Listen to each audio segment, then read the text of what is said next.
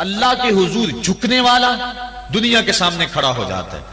اس کو یہ سجدہ کائنات کے سامنے درس قیام دیتا ہے۔ جنگل کا بادشاہ شیر ہوتا ہے، اور جو جانور کمزور بھی اس بادشاہ کے قرب میں رہتے ہیں وہ جنگل کے بڑے بڑے جانوروں کو بھی خاطر میں نہیں لاتے۔ کیوں؟ ان کے اپنی ذات میں تو اتنی قوت نہیں ہوتی، لیکن انہیں اس شے کا احساس ہوتا ہے کہ میں جس کی صحبت میں رہ رہا ہوں وہ اس جنگل کا بادشاہ ہے، اس کی قوت کا لوہا سارے مانتے ہیں، اور اس کے قرب میں رہنے والے، اس کی گود میں رہنے والے کسی اور کو خاطر میں نہیں لاتے، اور کسی کا خوف ان کے سینے میں پیدا نہیں ہوتا۔ تو جو مالک کو ماننے والے ہیں، توحید کے دامن میں پناہ لینے والے ہیں، لا خوف علیہم ولا ہم یحزنون، کائنات کی کسی شے سے نہیں ڈرتے۔ بلکہ مفسرین نے فرمایا، یہ جو قرآن مجید میں آتا نا اتقوا اللہ، اس کا معنی اللہ سے ڈر جاؤ، اتقوا کا معنی ڈر جاؤ، لیکن اس کی نسبت اگر اور ہوگی، اس کا مفعول کوئی اور ہوگا تو پھر ڈرنے کا مفہوم نہیں ہوگا۔ اتقوا اللہ قرآن میں لفظ موجود ہے، اتقوا النار اس کا معنی یہ نہیں کریں گے آگ سے ڈر جاؤ، جبکہ لفظ تو وہی ہے، اتقوا اللہ اللہ سے ڈر جاؤ، اتقوا النار اس کا معنی ہونا چاہیے آگ سے ڈر جاؤ۔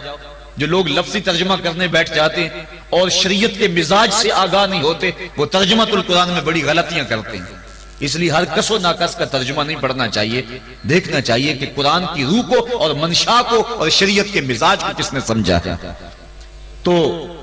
اتقوا اللہ کا معنی اللہ سے ڈر جاؤ، اتقوا النار وہی معنی ہونا چاہیے آگ سے ڈر جاؤ، لیکن علماء کہتے ہیں، مفسرین نے اس کی تصریح کی ہے، فرماتے ہیں جب اتقوا النار کہیں گے تو اس کا معنی یہ نہیں ہوگا کہ آگ سے ڈر جاؤ، اس کا معنی ہوگا آگ سے بچ جاؤ۔ اتقوا اللہ کا معنی اللہ سے ڈر جاؤ، اتقوا النار کا معنی آگ سے بچ جاؤ۔ لفظ وہی ہے لیکن مفعول کے بدلنے سے مفہوم بدل گیا، اس لیے کہ جو مومن ہے وہ اللہ کے علاوہ کسی سے نہیں ڈرتا، اس کے سینے میں کسی کا خوف نہیں پنپ سکتا۔ حقوق اولاد کے حوالے سے میں نے گفتگو کے اندر کہا تھا، جو افراد موجود ہوں گے اس جمعہ میں انہیں اچھی طرح یاد ہوگا کہ ہم بچوں کی جب تربیت کرتے ہیں تو ان کے نفسیات کا ہمیں لحاظ رکھنا ہوگا۔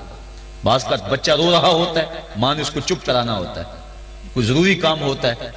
بچہ چپ نہیں کرتا تو ماں اس کو چپ کرانے کے لیے بڑے جتن کرتی ہے۔ تو بعض کا ایسا ہوتا ہے کہ بچے کو چپ کرانے کے لیے ماں جلدی سے اس کو اپنی چھاتی سے چمٹا لیتی ہے اور کہتی ہے بچہ چپ کرو بلی آ گئی۔ میں کہا کرتا ہوں کہ یہ بچے کی نفسیات پہ بہت بڑا حملہ ہے، اور بچے کو بزدل بنایا گیا ہے۔ جو بچپن میں جس بچے کو بلی سے ڈرایا گیا، بڑا ہو کر وہ شیر کا مقابلہ نہیں کر سکتا۔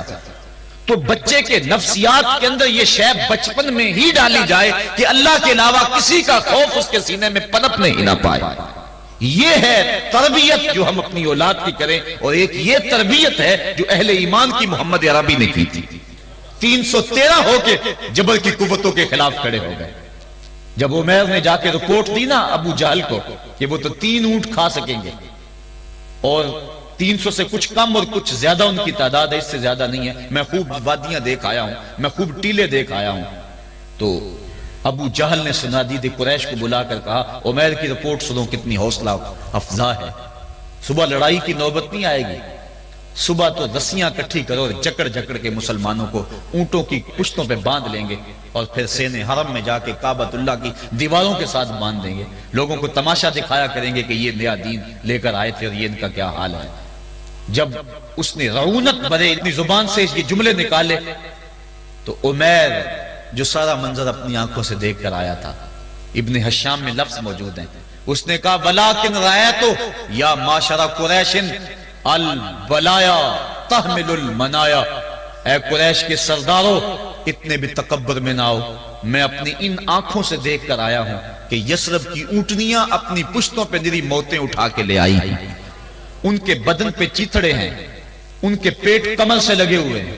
لیکن وہ زخمی سانپوں کی طرح پیچ و تاب کھا رہے ہیں۔ کل ان میں سے کوئی نہیں مرے گا جب تک تم میں سے ایک ایک کو لڑ نہیں جاتا۔ تم تو یہ کہتے ہو رسیاں کٹھی کرو، میرا مشورہ مانتے ہو تو رات کے اندھیرے میں بھاگ سکتے ہو تو بھاگ جاؤ۔ اس قوم سے لڑنا تمہارے بس کا روگ نہیں ہے جو مرنے کے لیے آئی ہے۔ اتنی بڑی قوت کو دیکھ کر ان کے سینے میں خوف پیدا نہیں ہوا، بلکہ آپ جانتے ہیں بدر کی تاریخ گواہ ہے کہ 2 گھوڑے تھے، ایک روایت میں صرف 1 گھوڑا تھا، 6 زرہیں